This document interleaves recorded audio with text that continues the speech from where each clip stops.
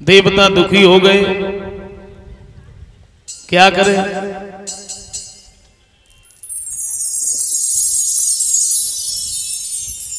कैसे इससे छुटकारा पाया जाए? तो ये बताया अगर महात्मा दधीच की हड्डियां मिल जाए जिससे अस्त्र शस्त्र बनाए जाए तब इस वृतासुर का वध होगा। तो इंद्र अपने मतलब के लिए भिखारी बन गया। और बाबा तुलसीदास जी कहते हैं मतलब इंसानी मतलब में नहीं बल्कि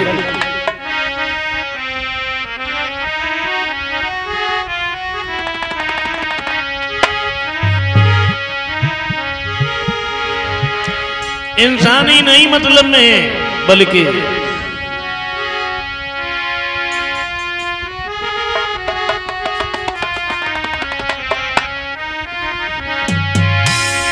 किशोर नरमोली सबई की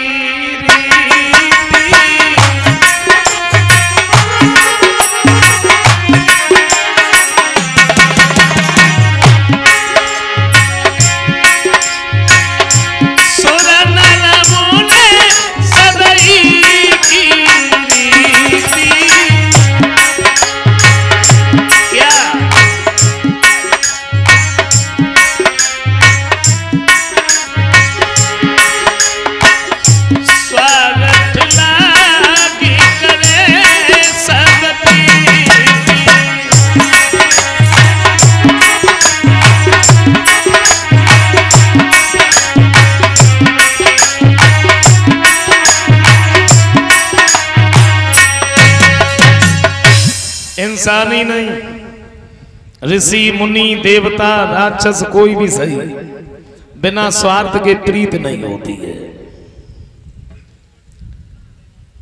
आप अगर किसी के पास में जाते हो तो उसके मतलब से नहीं बल्कि अपने मतलब से। आपके पास में अगर कोई आता है तुम्हारे मतलब से नहीं अपने मतलब से। सब अपने मतलब में, तुम्हारे मतलब में कोई है ही नहीं।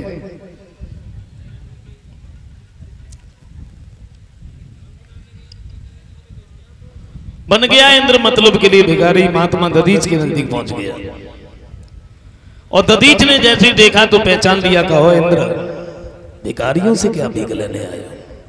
बोले महाराज आपने हमें पहचान लिया। खैर मेरी कहने की हिम्मत नहीं पड़ती, हम कहें तो कैसे कहें समझ में नहीं आ रहा। दधीच कहते हैं इंद्र ने संकोच होके कहो क्या चाहिए तुम्हें? बोले हमें तुम्हारी हड्डियों की जरूरत है। एक बात कहिए, देखो संसार की हर एक वस्तु मांगने से मिल जाती है, लेकिन तुमने कभी ये सुना है कि प्राण भी मांगने से मिल जाते हैं? हमारी हड्डियां तुम्हें तब मिलेंगी जब हमारे प्राणी नहीं रहेंगे। कोई बात नहीं, अगर तुम आस लेके आए हो तो अब तुम्हें निराश नहीं भेजे। महात्मा दधीच समाधि को खींच करके बैठ गए, अपने प्राणों को छोड़ दिया। देवता दौड़े, इन्होंने हड्डियां निकाली, अस्त्र शस्त्र बनाए गए, तब उस वृतासुर का वध हुआ। और इन्हीं की हड्डी का बना हुआ यह भी धनुष था। इसमें इतनी शक्तियां भरी हुई थी कि धनुष किसी के हिलाए से हिलता नहीं था। लेकिन एक दिन सीता ने किसी जनक दुलारी सीता और बचपन में टिक दिखला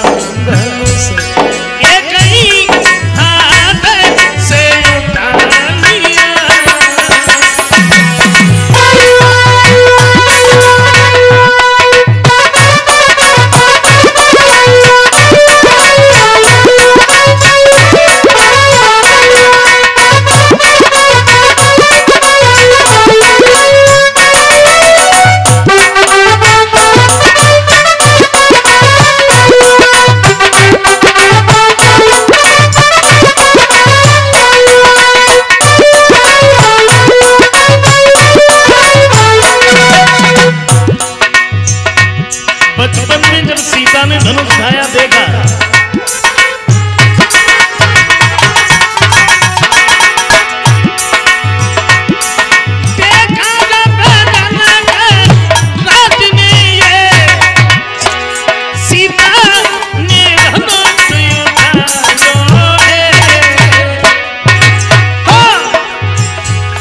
दरबार में तुरंत पहुंचे करके,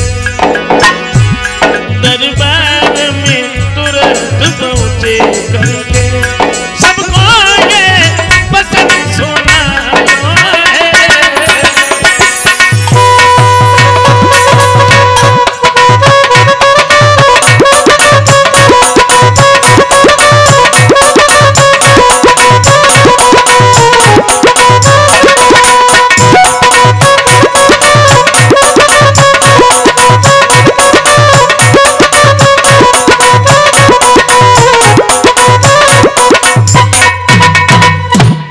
बचपन में सीता ने जब उस धनुष को उठाया, देखा है महाराज जनक ने कि बेटी ने धनुष उठाया, एक बात सोची है अब हम अपनी बेटी का विवाह उसी के साथ में करेंगे जो इस धनुष को उठा करके तोड़ देगा, क्योंकि जब बेटी ने धनुष उठाया तो लड़का भी वैसा ही होना चाहिए ना। लड़की अगर पढ़ी लिखी है, चतुर चालाक है, होशियार है, समझदार है, तो लड़का भी पढ़ा लिखा होना बड़ा जरूरी होता है। लेकिन मैं देखता हूं भगवान की कुछ ऐसी लीला है जो ज्यादातर लड़का और लड़की एक जैसे मिल ही नहीं पाते। लड़की अगर पढ़ी लिखी है, चतुर चालाक है, होशियार है, वैसा लड़का नहीं है। लड़का अगर पढ़ा लिखा है तो वैसी लड़की नहीं है। लेकिन लड़की अगर पढ़ी लिखी है तो लड़का भी पढ़ा लिखा होना बड़ा जरूरी है, क्योंकि पति और पत्नी ये जिंदगी रूपी गाड़ी के दो पहिए होते हैं।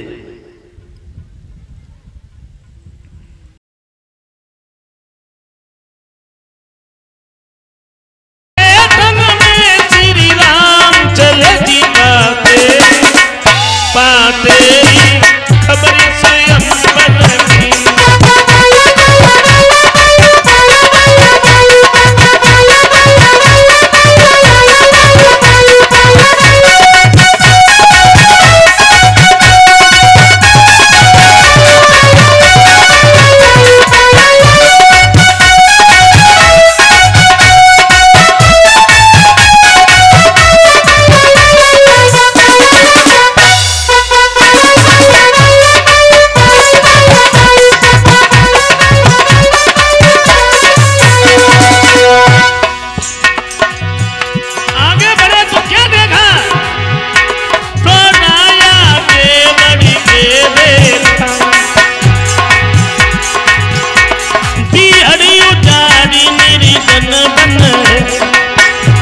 पशु पक्षी नजर न आते हैं,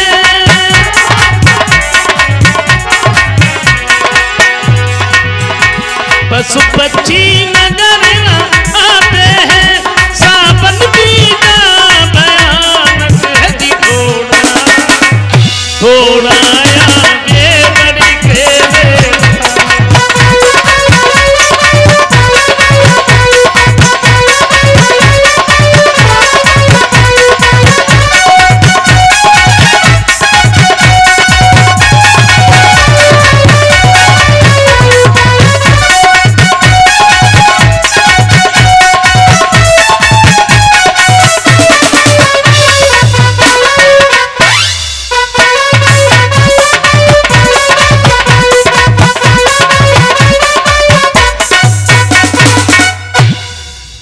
वहां से आगे बढ़े।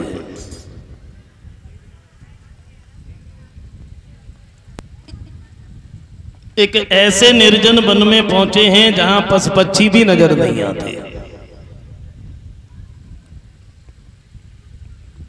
क्या देखा है उसी निर्जन वन में पत्थर की एक शिला पड़ी है। पूछ लिया गुरुदेव कौन है ये?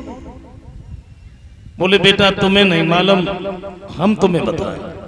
ये जो तुम देख रहे ना गौतम ऋषि की पत्नी अहिल्या बोली पत्थर की कैसे बनी?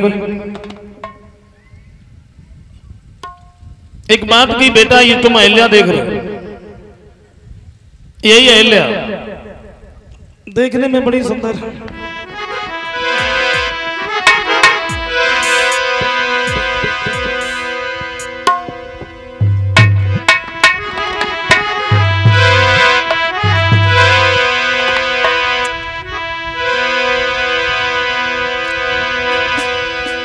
बोली अहिल्या जो थे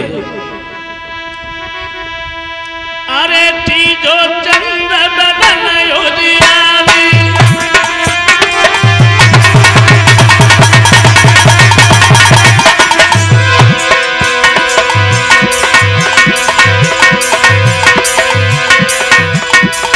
ऋषि गौतम की अहिल्या नारी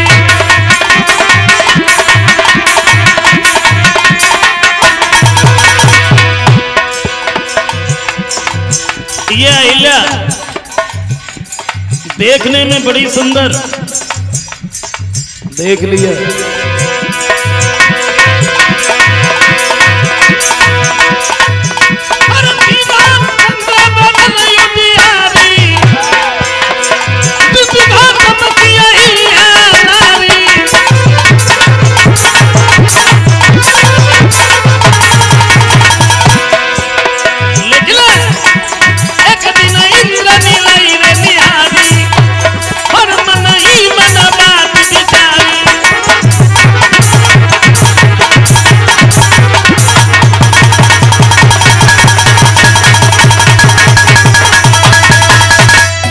देखा अहिल्या तो बड़ी सुंदर है।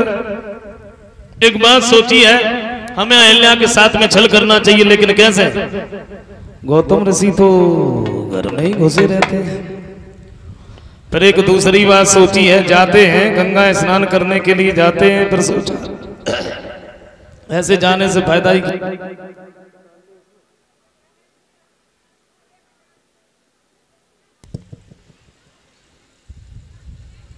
सवेरा हो जाता है तब जाते हैं, अगर वो रात में चले जाएं तो बड़ा सुंदर रहेगा। और इसी बात को सोच करके इंद्र जो था चंद्रमा के नजदीक पहुंच गया और एक बात की भैया, हाँ मेरा एक छोटा सा काम है। कौन सा? बोले आज रात को तुम गौतम ऋषि के दरवाजे पे चले जाना।